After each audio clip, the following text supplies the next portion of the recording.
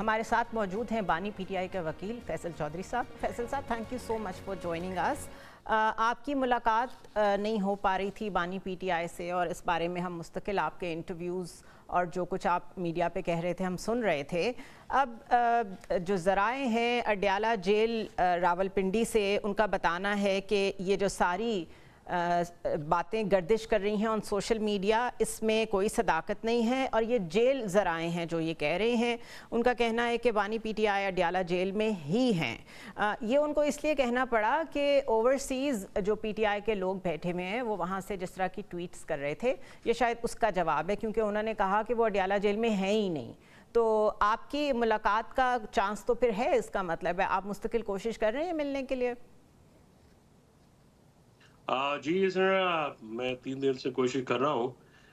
دیکھیے، مجھے جب فرائیڈے والے دن جیل اتھارٹیز کے ساتھ ملاقات ہوئی تھی تو انہوں نے مجھے یہ اپریز کیا کہ عمران خان صاحب جو ہیں وہ اڈیالہ میں ہیں، لیکن ان کی سیکیورٹی، ان کی کسٹڈی ان کے پاس نہیں ہے. کو through of home department Punjab new town police station کا حصہ ڈکلیئر کر دیا گیا ہے، تو وہاں کی سیکیورٹی بھی پنجاب پولیس کے پاس ہے.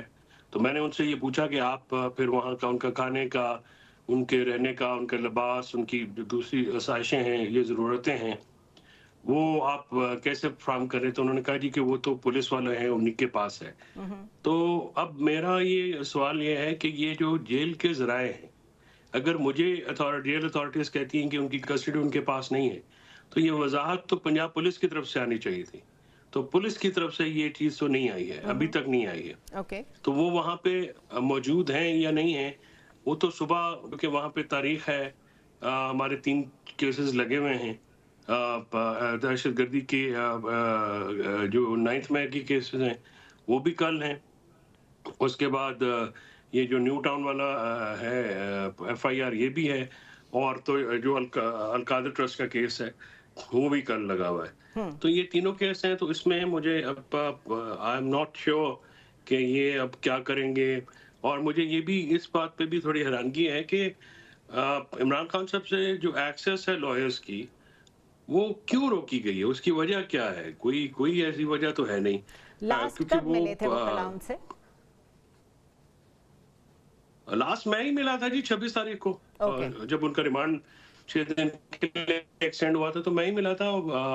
میرے ساتھ ہمارے وکلا ٹیم تھی، تو 3 لوگ تھے ہم لوگ، تو ہم لوگ ملے تھے جب ان کا ریمانڈ 6 دن کے لیے ایکسٹینڈ کر دیا گیا.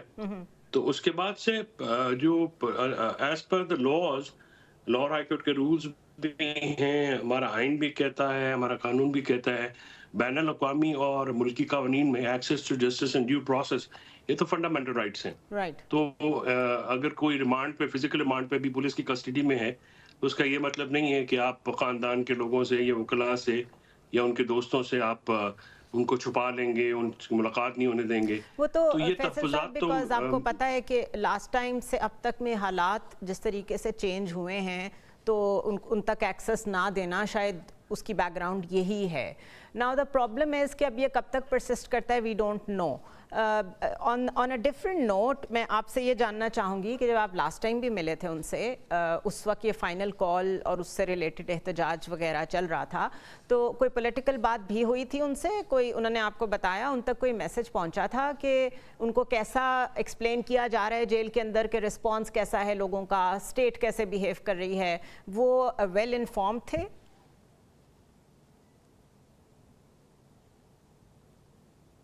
کیونکہ ایک دن پہلے بیرسٹر گوہر سے اور بیرسٹر سیف صاحب سے ملاقات ہو چکی تھی، تو وہ اس میں تو ان کو کافی انفارمیشن تھی. پھر انہوں نے، جب ہم جاتے ہیں تو ڈیفینیٹلی دیکھیں نا، عمران خان صاحب اور پولیٹیکل بات تو نہ ہو، یہ تو نہیں ہو سکتا. خالصتاً قانونی معاملات بھی جو ہے وہ پولیٹیکل معاملات سے جڑے رہتے ہیں.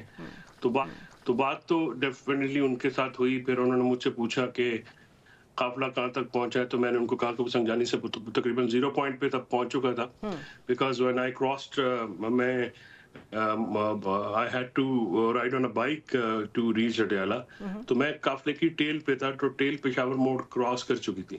تو میں نے ان کو بتایا کہ ٹل ٹائم آئی ریچ ہے، تو وہ تو اب ڈی چوک میں یا پہنچ چکے ہوں گے یا پہنچنے والے ہوں گے. तो उन्होंने कहा तो संजानी से तो फिर वापसी मुमकिन नहीं है, बिकॉज़ वो आगे चले गए हैं। तो ये बात तो उनके साथ हुई। फिर मैंने उनसे वीडियो मैसेज का पूछा कि ये सुनने में आ रहा था कि आपकी को रात को वीडियो रिकॉर्ड कराने कोई आ रहा था। तो उन्होंने कहा कि 40 सेकंड की वीडियो मुझे कहा रिकॉर्ड कराएँ। तो मैंने कहा कि 40 सेकंड की वीडियो तो नहीं हो सकती, ज़ाहिर है इमरान खान साहब तो अपना पूरा मैसेज रिकॉर्ड करवाएँगे जब भी अच्छा, और ये करवाना है। किसने तो कहा वो था फिर उनको रिकॉर्ड कराने को? ये तो रात को जो लोग वहां पे गए थे, जिनकी रात गए मुलाकात हुई थी, उन्होंने कहा होगा। पीटीआई के लोग, यू मीन?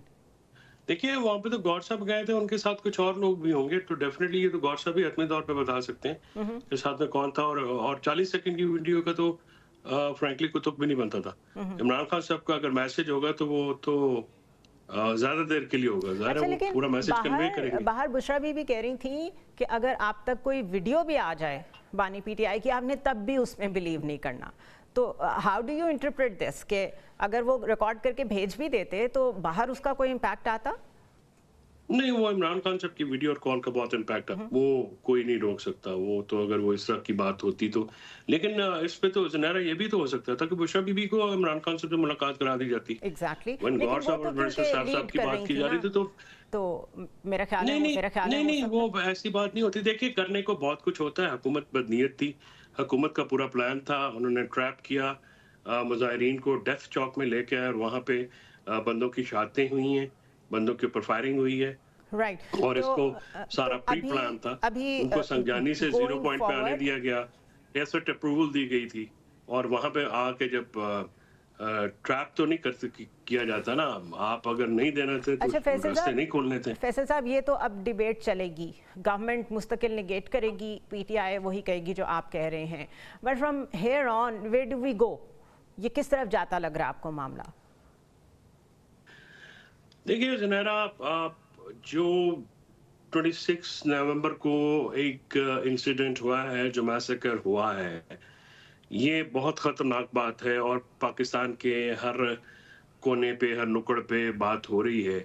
और मुझे नहीं पता कि ये किसका पर्पस सर्व कर रहा है। अगर कोई अनाव का, गुस्से का झगड़ा है, देखिए मुल्क तो 25 करोड़ का गुस्से पे तो नहीं चलेगा, उसके लिए तो स्ट्रैटेजी बनानी पड़ेगी।